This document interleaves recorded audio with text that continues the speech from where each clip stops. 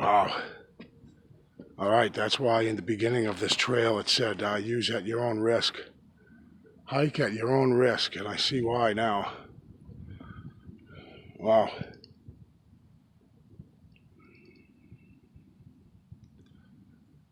Okay. I still want to check out this little boardwalk area over here. Let me check this out here. So, hey, what's going on, YouTube? It's Hiker Dave here. How are ya? I forgot to ask how everybody's doing.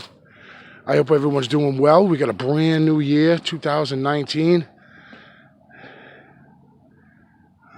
Really beautiful spot here. I want to kind of ask you guys' advice, or not advice, but I want to see your reaction. I'd like to hear from some of you guys. I'd like to make a playlist or do a series of videos concerning the area I hike in this particular area of southern New England called the Bridgewater Triangle. I don't know if there's interest there or not for it, but I'll give you a little bit. If you haven't seen a couple of my videos before where I talk about the Hockomock Swamp and about the King Philip's War that happened in this area way back in the day. And I want to go into more detail about it, but I want some feedback on whether it's something that you people out there would find interesting, because it's not only discusses Bigfoot sightings, numerous Bigfoot sightings in my area, also possible dogman, I hate that word with a passion, possible dogman sightings or wolves or massive black dogs with red glowing eyes, sightings of thunderbirds. These are credible sightings, some from law enforcement officials and other credible persons that have seen some really strange things. And the history of this area dates back a couple of 100 years, and the area is said to be cursed. But there's some contradictory stories out there. There's a lot of history here, and a lot of things that have been seen. A lot of paranormal things go on right in this area, right where I'm at. I'm right in the middle of the Bridgewater Triangle. It's one of the most condensed areas in the United States for paranormal, if not the number one condensed area in the United States that has a paranormal history.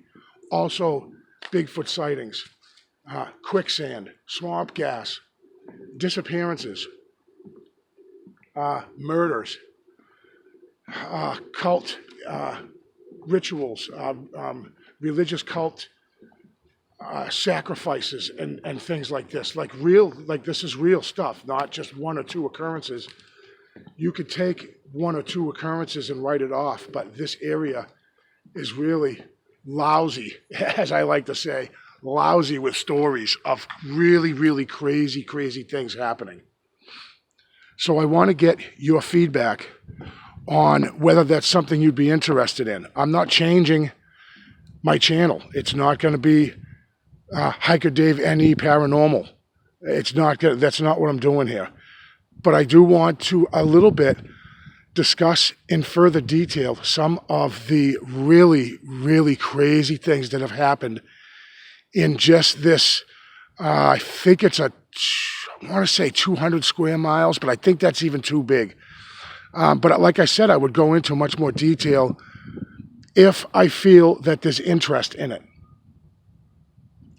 So, putting that out there for you guys, I'd like you to please comment and give me some feedback on what your thoughts are on learning more about what is it about this area in southeastern Massachusetts that has had so many things happen that it was labeled the Bridgewater Triangle.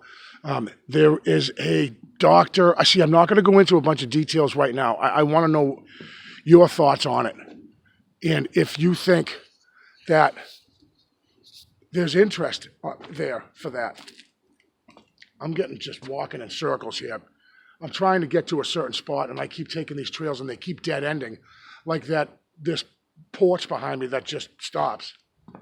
But really interesting stuff, really interesting Bigfoot stories and sightings.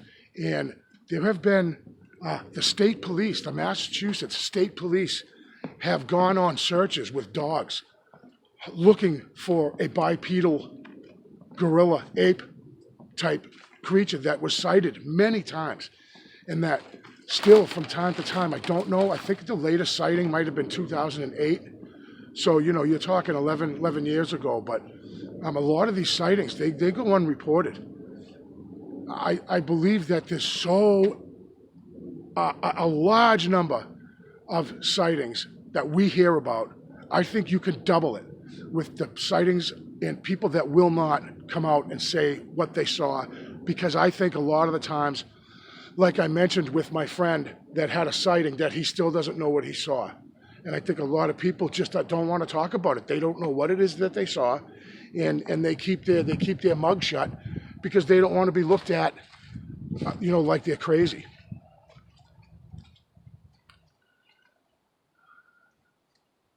So I found a little break here. Interesting. I haven't really been looking. I've been yapping. I've also had comments. People tell me to shut up, that I talk too much, and I don't think I disagree all that much. But you got this little break here. But this part of the woods has been cleaned up. You could see the saw marks here. That was cut. A lot of this stuff was cut. I think maybe potentially people that fish might have come out here and just kind of cut back some of the overhanging foliage.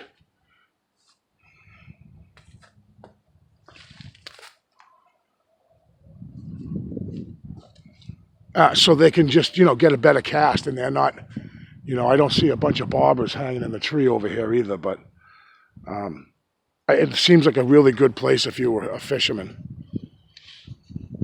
Guys, thank you very much for coming by.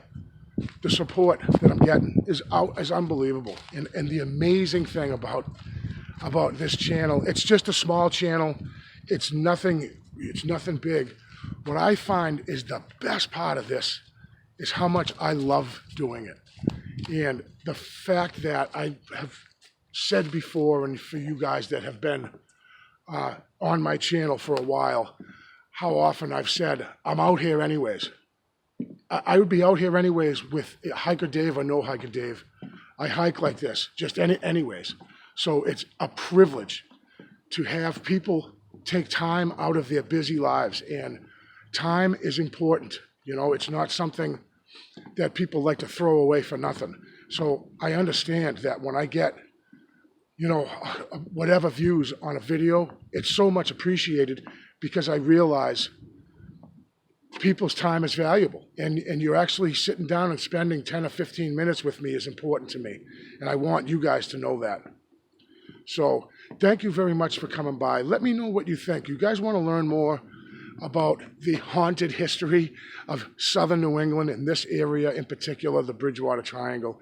If you're interested, I've been reading up a lot about it, because not only because I live right smack dab in the middle of these occurrences, I'm out there looking for something, and by doing my research, it's helping me better understand the best places to go to and where not to go, right? Thank you guys so much for clicking. Leave a comment. Let me know what you think about that, and I'll definitely see you guys on the next one.